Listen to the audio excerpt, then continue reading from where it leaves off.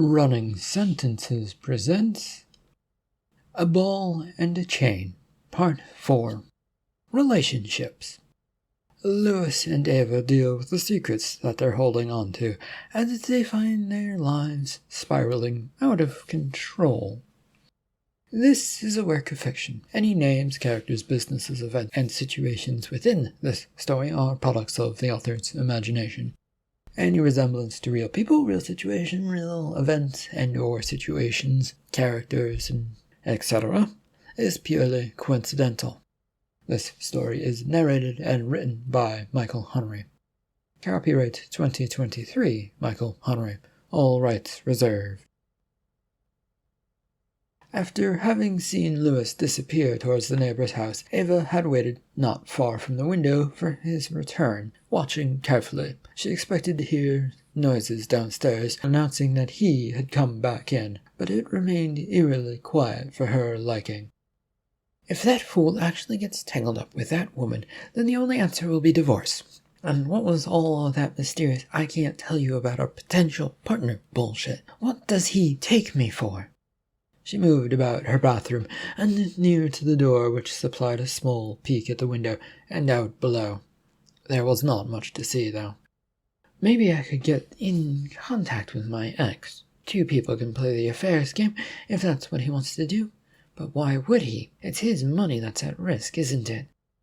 She moved about her bathroom, idly dipping her hands as she filled the tub with hot water. It wasn't at a high enough level for her liking yet, and she was watching it for a moment before heading to the sink to look at the mirror and study her face to see what was wrong with it. I still have a pretty face, though I have a few wrinkles which I will have dealt with. The question is, do I follow Louis's advice and not do fillers, or do I keep a tight face? She continued to study her face for each imperfection and finding each that she wanted to. Though with the tub now filling more quickly, she was thankful for that distraction from her search of imperfections. Faye had not waited for a response to her query into the business secret that he was keeping from his wife. She led Louis towards a shed that she had on her property that had its doors open. There was some gardening equipment that he could see in the dim light, which he was trying to concentrate on and see all that was here and around here. She went in and came back with a pair of gloves, but didn't offer them to him. "Well, mister, do you have an answer to my question?" "I could lose a business partner if I tell you." "No one has to know, and besides, how would this business partner, or this partner, find out?" He didn't like where this was going, and the fact that he felt like he was no longer in control, and that she was wrapping him around her finger. While he did find that idea of losing control a bit exciting, at this moment perhaps not the best thing to have happen. "I'd rather not mess things up, thank you. Too much money at stake in people's happiness, and my wife's happiness." "Oh, so no gloves for you then. You'll have a rash all over your poor hands, and if you're in the entertainment industry, all you'll get is questions about what happened." "I'm a behind-the-scenes person. Few people rarely question those types. Shall we get back to the fence, then?" She shrugged, and he breathed a quick sigh of relief as they made their way back, with her holding these gloves, but not offering them.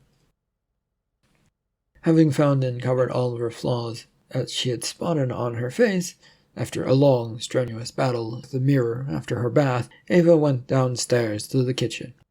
Her husband still hadn't returned by the time she had gotten down there, and still hadn't come back by the time she had made some coffee.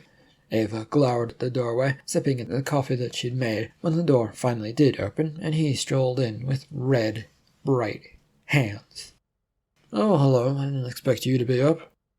"We have a meeting with another company today to see if they might be the ones to allow us to make our idea a reality. Another pitch meeting." "Right. I didn't forget about that, and I got waylaid by some stuff at our neighbor's house. She wanted some help."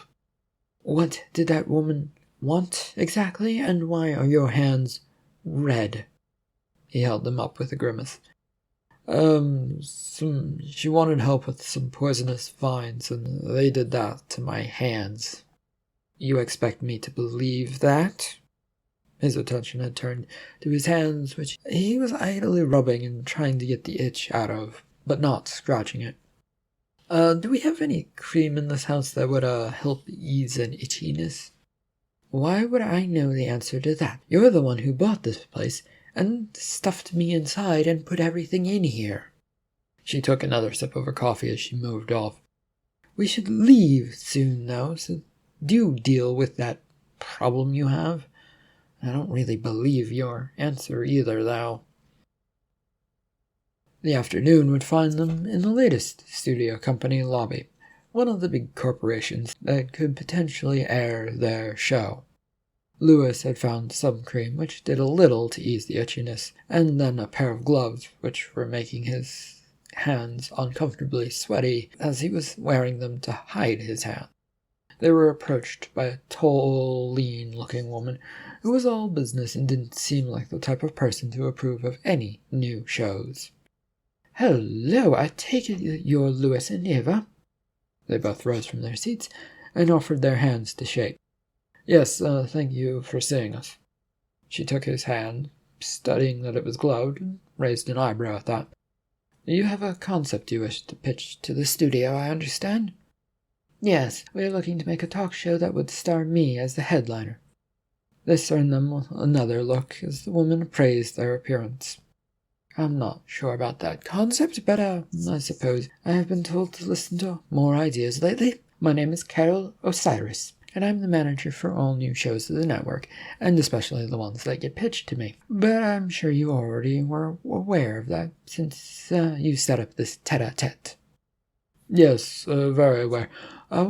Would you like to go up to your office so that we can do this in a more personal space?"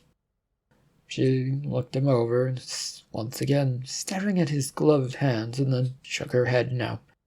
"I like elevator pitches. Make it quick, make it snappy, get me into the bottom floor. We want to make a talk show, and have it hosted by my wife here, that runs during prime time, filled with music and guests and all sorts of gags. It will shock the world, drawing attention away from primetime shows, bringing in much-needed news and entertainment all around them. Reality TV brings in many more views than the scripted stuff these days, and we could present ourselves as reality TV."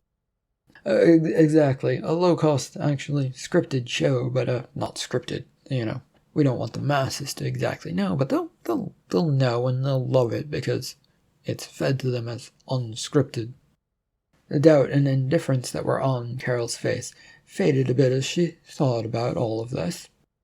"Okay, that's interesting. You would need to jump on it soon, though, Miss Carol." We have plenty of interest in the project, as my wife is pointing out." "Well, is that all you have to say about this pitch?" Looking to his wife, Lewis shrugged at her and tried to figure out if there was anything else to offer. Carol was looking between them and took command of the situation. "I see not. Well, I have no further need to hear anything more, Miss Ava. Yeah, that was your name. My secretary has your number, correct?" Yes. "I will get in touch within a week, maybe sooner, maybe later. Send a message my way should you not hear back." She abruptly turned and left them, while scratching at the back of her head. When she was gone, Lewis turned to his wife. "I don't think that went well. It didn't go well. But I guess they caught her interest, I guess. So that's good. Let's go already. Probably another failure thanks to you and not having answers." Lewis felt his arm was suddenly being grasped and tugged along towards the door by his wife. He didn't fight it and let himself be taken out of the office space.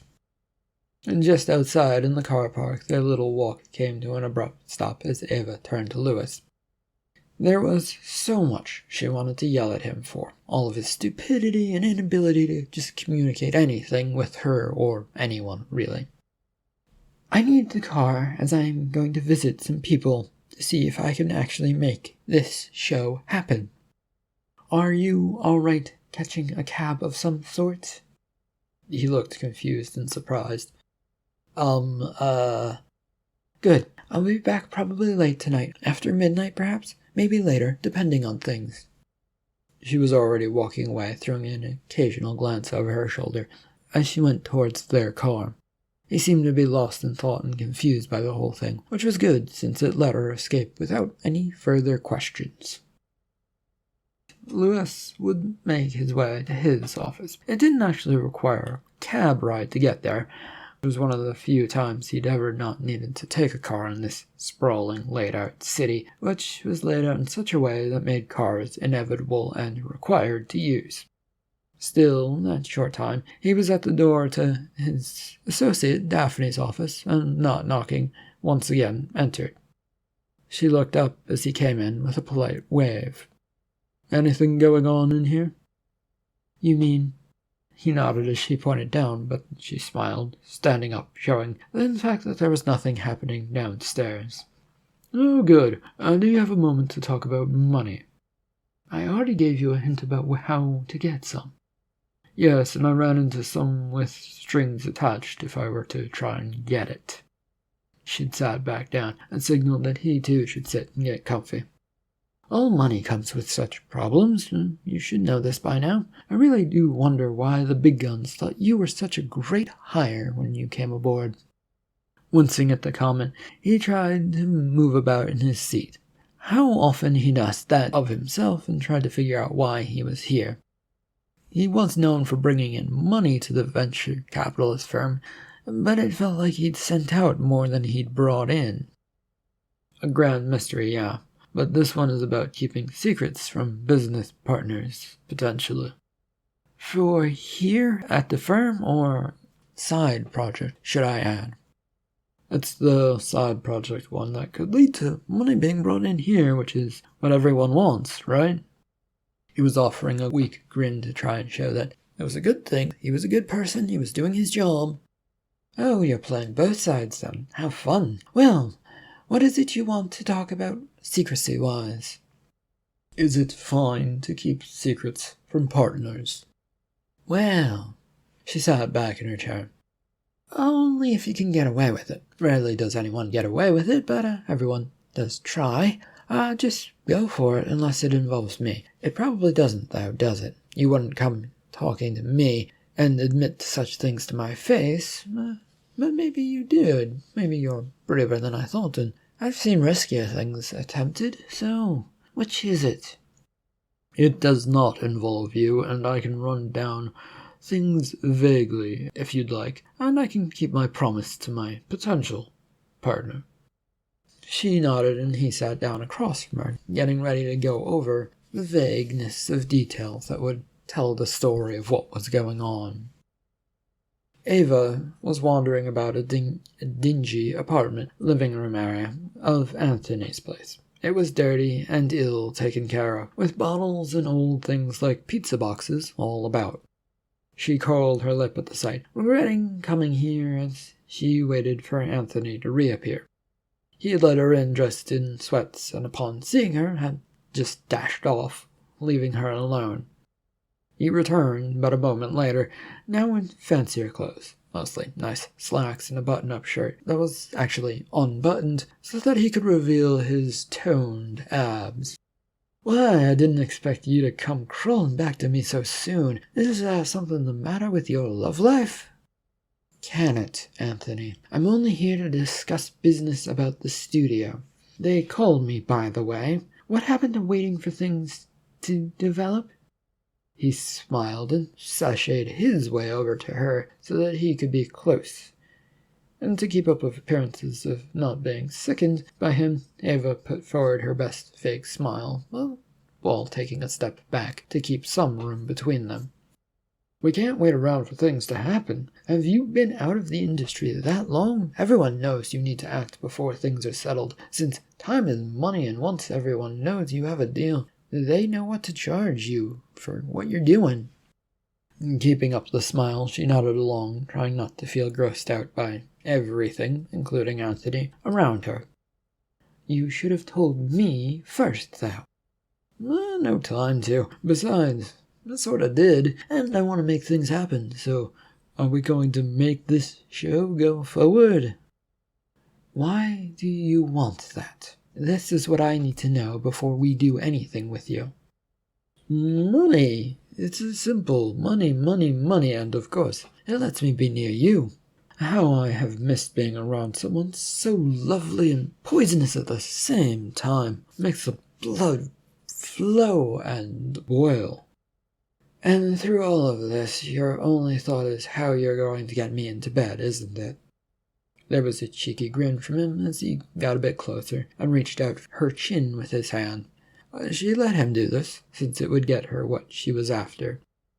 You seem much more forward than when we broke up. Have things really changed that much? Is your married life that bad or that good, or have you learned a few things since then? Everything always changes. Nothing can stay still unless it is absolutely frozen, and even then, things are moving. But I am not here to chase after your little tail. You're not. You came all the way to my apartment to not chase my ass and dick. You want to be part of this planned show, right? Well, I am willing to bring you aboard, but quietly and secretly. If we can discuss this in a civil manner and none of the, trying to seduce me stuff. She was also looking about the room, trying to find some place where sitting might be an actual thing. But the room did not look friendly to even consider that a possibility. Upon seeing this, Anthony had dashed over to the couch and began brushing all things on it away from it. He then jumped onto it himself, so that he was sitting and facing her, and motioned for her to join him. He was patting the seat next to him, in a come-sit-down fashion. Please, sit, we have much to talk about. Don't try that, and it doesn't work. You cannot seduce me. I already know all of your tricks. You just said everything doesn't stand still. I mean, I can learn new tricks, and of course I've done so. She eyed him as she went to sit down on the couch, not trusting him or this apartment. I came over here because I've started my own production company. I need staff for it, but these are all names on paper and not real jobs as of yet. This really is a business thing. He seemed rather surprised. Yes, it is. I would like you to lend your name to my paper business until we can get it set up and running. And then you'd probably fire me from this fake position once everything's set up? That doesn't sound good to me. Not firing, I will not fire. Reassign to a better fitting job. Let's call it a promotion even. It will be moving from a non-existent job to one that does pay. He seemed to be regarding her carefully, trying to judge her in what she was saying. Her smile had changed from a fake one to a plaintive but nice one in return, to try and assuage him a bit. It was one of those smiles that had won him over to be her boyfriend in the first place. Do I have to do anything in this? No, not until things are set up and officially moving forward. Until then, you can keep doing whatever you're doing here or about the place. What are you doing, by the way? It better not be anything illegal. Course not. I'm merely acting as an agent for various film lots, looking to garner themselves shows or movies, or to help tide themselves over with projects. Oh, well, that's great then. We can definitely use that as your job with my company. And, as paper first, so not really doing it, but once we're fully up and running, then yeah, that would be a great job for you. That's it for now. I have to go. Other people to meet and talk about this with, okay? And, by the way, please don't mention this to any other people until it's really actually set up. We don't need a flood of applications that we can't really deal with. She was already up and out the door as fast as her feet would take her. Lewis found himself invited by Jonathan, the big man at the right's right, the venture where he worked, to dinner. It was a fancy place he'd been invited to, where small bits of food were served over hours of a meal. The only good thing was that Daphne had been asked to join them. Oh, tell me, Lewis, I've heard some stories about how you're getting money into our organization. I wanted to know how you are doing it, and what's the truth to this, or what are you doing for us lately? Well, I seek out money where and when it can be found, and then, like you, turn around and try to spend it to make more money for us. A cold sweat felt like it had taken over his face, and he wasn't sure he liked being here anymore. It was much better to be a small fry, unnoticed by all. He looked to Daphne, who was pushing the little piece of food on her plate around with a fork. There would be no help from her. Yes, but the stories go that you're using it for a private project. We can't really endorse such things. Well, potentially, yes. It would be one use of the money that I'm bringing in, and the project has Miss Daphne's support for the most part. That earned him a sharp look of surprise from her, as their boss turned to look at Daphne. And you were the one who told me that things might not be working out with him? Lewis raised an eyebrow at this comment, and now joined his boss in looking towards her as he crossed his arms, waiting for an explanation with a raised eyebrow. Oh, you have always told me to push the boundaries both ways to make sure that money is sticking around. I'm trying to follow your instructions in a creative way, since I worry about Mr. Lewis here. As long as it isn't getting us tied up in some project that won't make us any money, I don't really see the problems, but, are we making money on this? I'm doing the best to make sure this project will have its money and that it can turn around and make a profit for us quickly, and that money that was once there will suddenly be back in no time at all. And, well, I have to ask, what exactly is this side project? Lewis was trying to keep a steady, blank expression that wasn't going to show if it was a good idea or not. In his mind, though, he was panicking as he said, "A TV show. Those are notorious for losing all sorts of money." Well, yes, they can lose money. They can also make money if you hit on the right concept and goes on for seasons after seasons after seasons. The one we're planning is a talk show, though, where ads and sponsorships can be thrown in, and no one will question it in the slightest. We're aiming for prime time, so everything will be front and center. Those companies will be dumping money into our pockets to be seen with us. In turn, we can dump that money back into this venture capitalist firm, and, it'll all look very, very good. And what if you can't get anyone's attention with this? Well, that's why we're pushing so hard, as we believe this will change the world and entertainment, since everyone loves scripted reality TV. We're proposing that as our talk show. The boss, Jonathan, fell quiet and was pushing his food about on his plate with his fork. He seemed to accept this with a nod of his head, as they all resumed their eating of dinner. Shortly after stopping by her ex's place, Ava made straight for Clarice's. She'd arrived and was welcomed into the small apartment that had 4 people already crammed inside of it. She'd been let out to a small balcony so that the two could talk in some privacy. I can only assume that you're here for one reason. Assume away if you wish, but I'm here to seek your help on a matter. This caught her former associate friend off guard. Well, this should be interesting. What is it? I have a company that needs names of people on it to appear real. Also that we can make it real, and then you can get what you've always wanted, into the entertainment industry without it really doing any work whatsoever. Clarice's lips curled into a smile as she sat down on the lone chair out in this stuffy little balcony. It consisted of enough room for that one chair and one person standing, with their back to the window door that would allow one in and out. And is there a promise of a job if I do this, beyond letting you use my name, like an actual job? Because I assume that I'm not going to get paid for this at first. Ava was nodding. There is a good chance of one, yes. But you have to be good and stop talking to everyone about this project. I already have enough problems with my husband and the secrets he's been keeping. Juicy. I need details. What's going on with the husband? Not much. He was meeting with a neighbor this morning for some reason.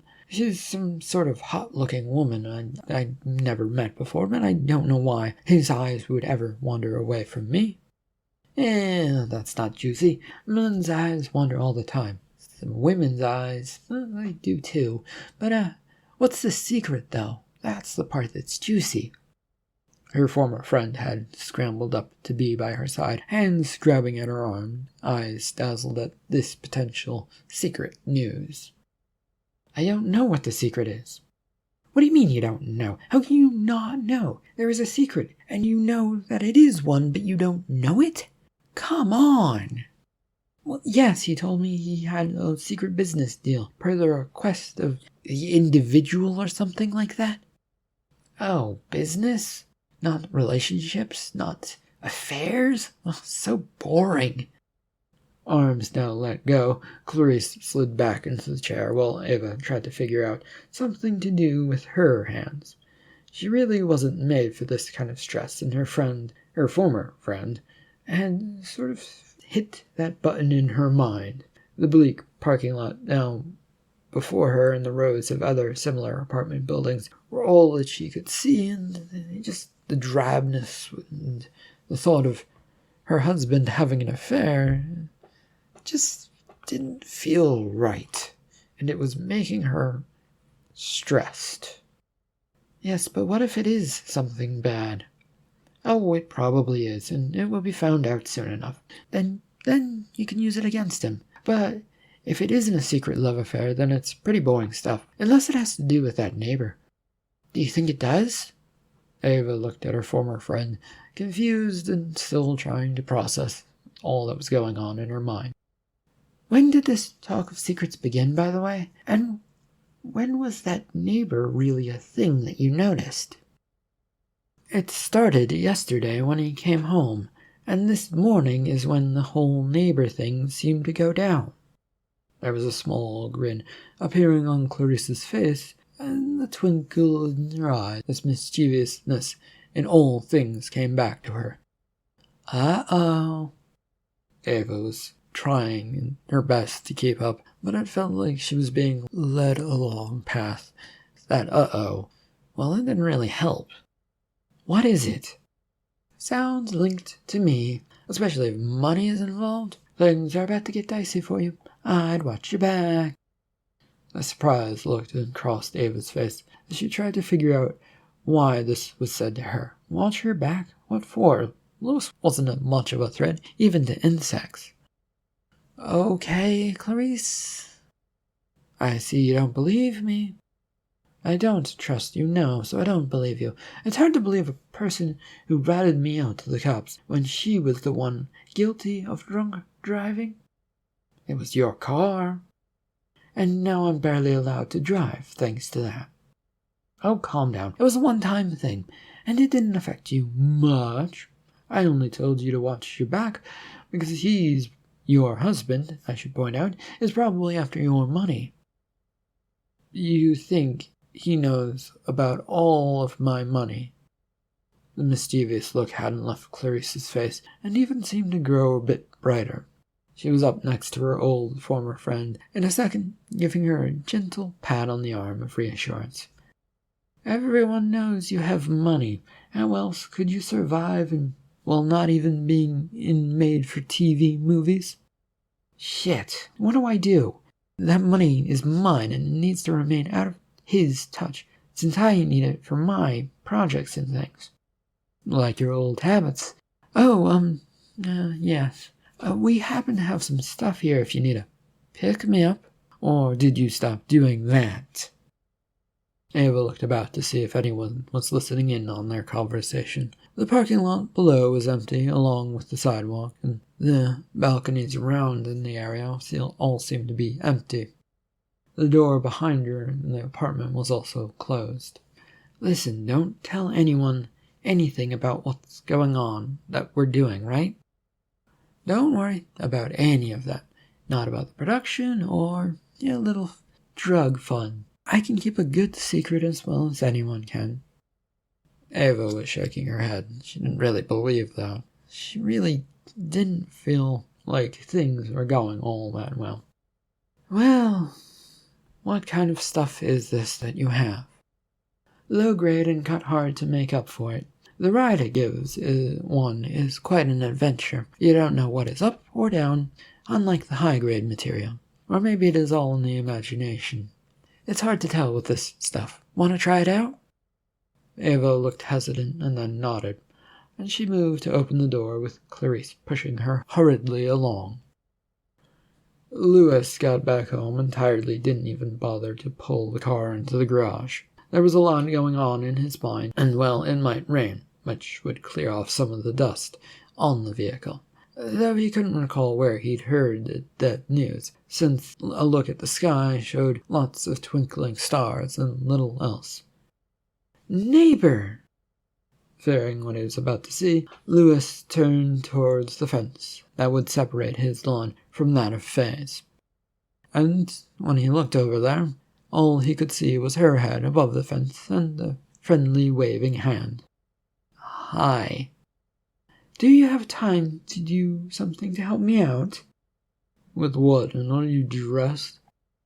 She jumped up a bit, showing that she was indeed at least wearing a shirt, which was nice to see, and relieved him of the thought of potential nudity, though he worried about the potential bottom half of not having anything on. There are some of my tools that have fallen on your side of the fence. If you could help me? He looked towards the bottom of the fence line. It was dark out even with the moonlight that cast its light here and there. To his disappointment, he could not see any such tools, though he didn't know what he was looking for exactly, since he was no gardener. Tools? Some gardening equipment that didn't cooperate and help me with the clearing of the vines. I sort of got angry at them. Like, what are these tools, and what do they look like? A hand trowel and a cultivator, I think. One of them is the one with the 3 fork tines that are bent forward and claw-like. You know that one? Louis was quick to step forward towards the fence and move to see if he could see these items. His feet were stumbling a bit, though, due to tiredness and having been up since the morning. Still, it paid to be a good neighbor and to have debts owed. Maybe someday she might repay the favor and be a good neighbor herself. He fished out his cell phone and turned on the flashlight feature, which shone a bright light over the ground. A glint of light flashed back at him, and he hurried over to it, finding 2 items. Are these what you were seeking? He picked up the first and then the other with his free hand, and keeping the flashlight shining on the area as he offered them over the top of the fence. Those are them exactly. How did they get over here? I told you already. I got angry at them because they weren't being as helpful as I wanted. But you have been a great help. Can I reward you with something? He was not sure of this, and he stared at her for a second. What? I have some cream that will help your hands. It is in my house, though, and it is best to get it on quickly. So come over, and I'll help apply it to your hands. Louis was lost in thought about this, as the gardening tools left his hands, which were still very itchy, and it would be good to get relief from that. But this seemed like a bad idea. He wasn't sure why that was the case. He was merely helping out, and helping out should be a good thing, but the need for relief was far, far heavier, and so he began to head towards her property by walking around the fence. Having snorted her fair share of a drug that she knew, but right now could not recall the name of, left Ava in bliss. She was laid out on her former friend's bed, staring at the cracked ceiling, wondering how it was held together, since it seemed there were many, many cracks, and they kept forming. Worse was she felt present, but didn't feel like she was exactly there in that moment, as time drifted by. The sound of voices made themselves known quite a few times as they came and went, until finally one came and stayed. I think she's in her trip to the Lost Lands. And we're going to use her to get what we want? I have plans. They cannot be rushed, but they need to be pushed about a bit. things went quiet, and the bed suddenly shifted from the added weight to it. Ava managed to move her head to see her former friend grinning at her. "Hi." "Hello to you. Listen, I wanted to ask you a question about your husband. I fear that man's been cheating on you, and I think I might have proof." "What?" She tried to sit up from the bed, but her mind and body were not working at this moment, or perhaps not even on the same channel, as she ordered it to move, but there seemed to be a sluggish response, and it was a struggle to get anywhere. "See, I have heard stories about your neighbor, and how promiscuous she is. I think it's best to go investigate at once what they're up to." "Why would you tell me this now?" "I'm only looking out for you and your money. It is widely known that men with money are bad people, but women are good. Your husband works at a venture firm, you said, or something like that? Those are the type of bad people who cheat at life and work in those types of work environments." Having recovered a bit, Ava now sat upright and looked about the place frantically, trying to figure it all out. It didn't make sense, but it made some sense in her head. What was going on? Her husband had been around that woman, so right, but it was wrong, but something wasn't clicking together, but it felt like it should. "I think I need to go." "Headed home?" "Oh, of course. Be careful, and know that if you see them even remotely close together, that means that something is going on." Ava had slipped off the bed and to her feet as Clarice gave her a pat on the back. She was soon headed for the door, eyes fixed forward, mind going 1,000,000 miles an hour, trying to connect two individual pieces of a puzzle that were not quite fitting, but they should. In the kitchen home of Faye, Lewis stood not far from this woman who had a bottle of some sort in her hand. It looked medical, which made him nervous, since apparently it had warnings all over it. She, however, seemed A-okay with squirting a bit into her hands. "It works best when someone else applies it. You don't mind if I—" His mouth opened to say something, but the words were not there, and thus he simply shut his mouth as she approached, and she had already grabbed one of his hands and began working this stuff into it. "There, doesn't that feel better?" "Why does this need someone else applying it to them?" She shrugged. "It's what the doctor told me, and don't worry, it is an over-the-counter ointment, nothing prescribed to me personally." Feeling rather dumbfounded, he just nodded along and let all of this happen. She finished with his right hand, which did feel much nicer now, and switched to his left. Silence had fallen over them as she massaged the other hand in a rather slow way, trying to get every inch of it with this lotion. "Has this happened to you before?" "Oh, several times, since I'm a nudist, and it happens all over the place." "Oh, right, and, you have someone put this stuff all over you like this?" "Yep, makes for a fun day. I have plenty of friends who are willing to try things out." He nodded along, wondering when he could escape.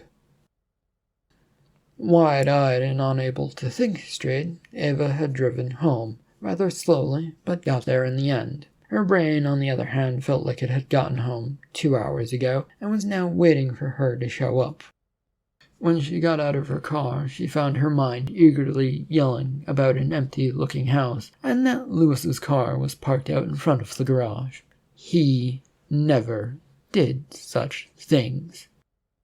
"Lewis, where are you?"